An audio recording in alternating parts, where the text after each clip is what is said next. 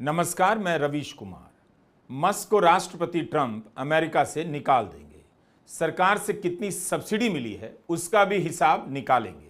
तो क्या मस्क और ट्रंप की लड़ाई को केवल चटखारे के लिए देखा जाए या इसके पीछे जो विचारधारा के सवाल हैं उन्हें भी देख लिया जाए। भारत में भी सरकार पर आरोप लगते रहते हैं कि सरकार की नीतियां इन लोगों के लिए बनती हैं और यही सरकार भी चलाते हैं। भारत में 2014 के बाद से उद्योगपतियों की आवाज सुनाई देनी बंद हो गई, मगर इनका प्रभाव सरकार में कई गुना बढ़ गया। इसका अंदाजा तमाम मीडिया रिपोर्ट और विपक्ष के उठाए सवालों से मिल जाता है। इसलिए मस्क और ट्रंप की लड़ाई के संदर्भ में चर्चा भारत में भी हो सकती है कि इतना प्रभाव रखने वाले उद्योगपति, अरबपति सरकार की किसी नीति के बारे में क्यों नहीं बोलते, कुछ भी नहीं बोलते, जिससे अनजाने में भी सरकार की आलोचना हो जाए। आराम आराम से बात करते हैं और समझते हैं कि जो अमेरिका में हो रहा है अगर भारत में होता तो क्या होता। भारत में कोई उद्योगपति प्रधानमंत्री की गलत नीतियों को चैलेंज कर रहा होता और प्रधानमंत्री भी उन नीतियों का सार्वजनिक बचाव कर रहे होते। क्या ऐसा होता? ऐसा नहीं होता, क्योंकि उद्योगपति के बोलते ही ईडी की टीम दबोच लेती और उनकी घिग्गी बंद हो जाती। मस्क और ट्रंप की लड़ाई को देखने के लिए चश्मे का पावर बढ़ाना होगा। आंखें ठीक हैं तब भी मैग्नीफाइंग ग्लास से देखने की जरूरत है कि यह सिर्फ झगड़ा है या कुछ और भी। नवंबर में जब राष्ट्रपति का चुनाव हो रहा था तब मस्क ट्रंप के समर्थन में खुलकर आए, उनकी नीतियों का प्रचार किया। सोशल मीडिया प्लेटफॉर्म एक्स पर दोनों एक साथ लाइव बातचीत करते हुए नजर आए। $300 मिलियन यानी भारतीय रुपए में करीब 2600 करोड़ रुपए का चंदा दे दिया।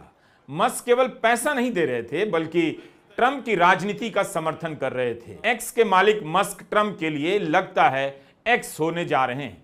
बाकी बच गए वाई और जेड जो इस मसले पर वीडियो बना रहे हैं कि एक्स के अच्छे दिन नहीं आए तो एक्स नई पार्टी बनाने की धमकी दे रहे हैं।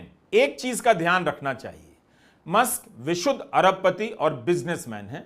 ट्रंप भी उतने ही विशुद्ध अरबपति और बिजनेसमैन हैं, जो राजनेता भी हैं अतिरिक्त रूप से। मस्क भी बिजनेस में पैसा कमाने के बाद राजनीति में आना चाहते हैं, लेकिन ट्रंप मस्क से सीनियर हैं, उनसे यह काम पहले कर चुके हैं और 2 बार राष्ट्रपति भी बन चुके हैं।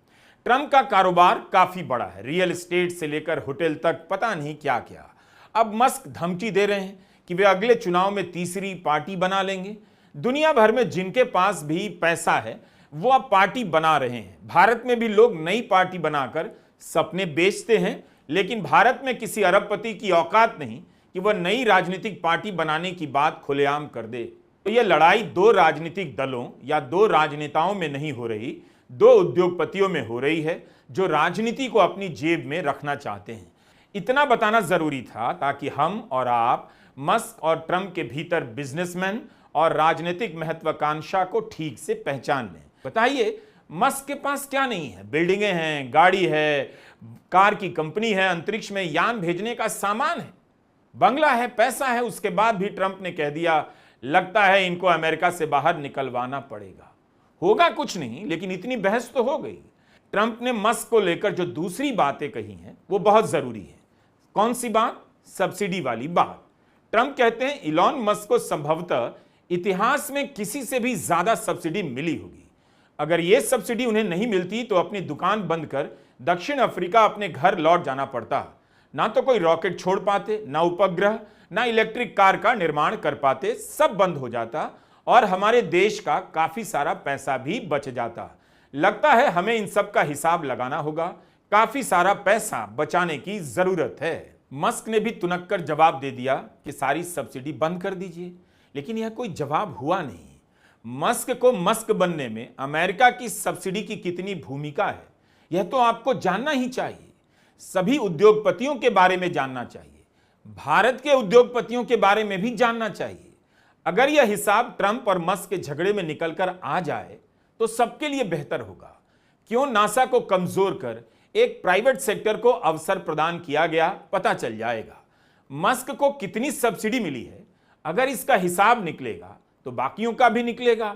तब आपका यह भ्रम टूट जाएगा कि कॉरपोरेट खुले बाजार में केवल अपनी प्रतिभा के दम पर फलता फूलता है।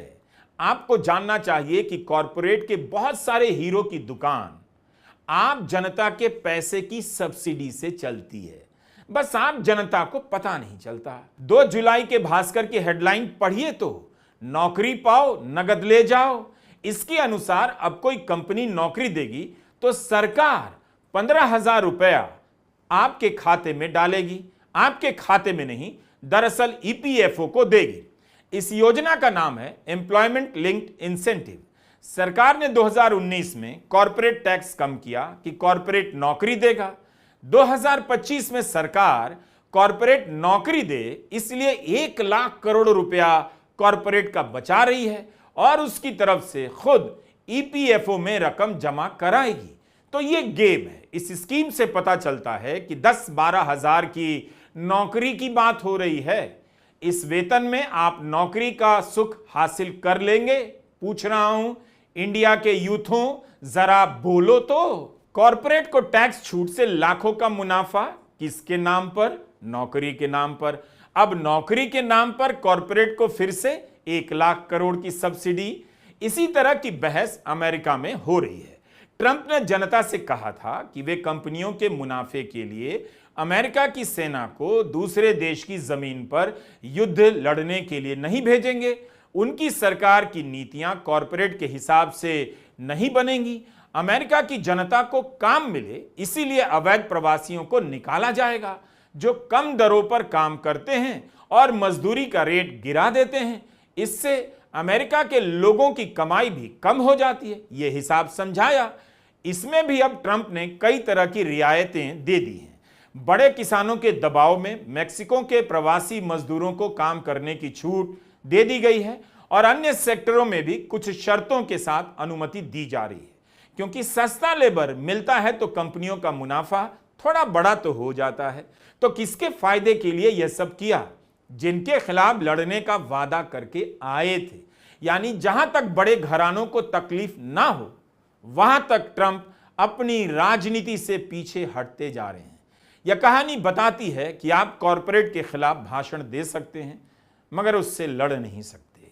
उम्मीद है आप गेम समझ गए या आप फुलेरा की पंचायत में ही उलझे हुए हैं। मस्क और ट्रंप की इस लड़ाई को आप ऐसे देखिए कि ट्रंप की राजनीति ने एक उम्मीद दिखाई कि अमेरिकी सरकार की नीतियों को अरबपतियों की लालच भरी निगाहों से दूर रखेंगे। नीतियां जनता के लिए बनेंगी और सरकार का पैसा जनता के कल्याण पर खर्च होगा। जनता को राशन मिल ही रहा है, दौलत उन्हीं 5-10 लोगों में बट रही है। यह कहानी 2 दोस्तों की दुश्मनी की नहीं, मुट्ठी भर उन लोगों की है जिनका एक ही दोस्त है, पैसा। देश को महान बनाने, परंपराओं में गर्व करने की राजनीति होती ही है फटीचर।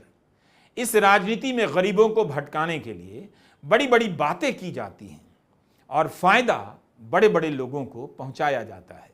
नमस्कार, मैं रवीश कुमार।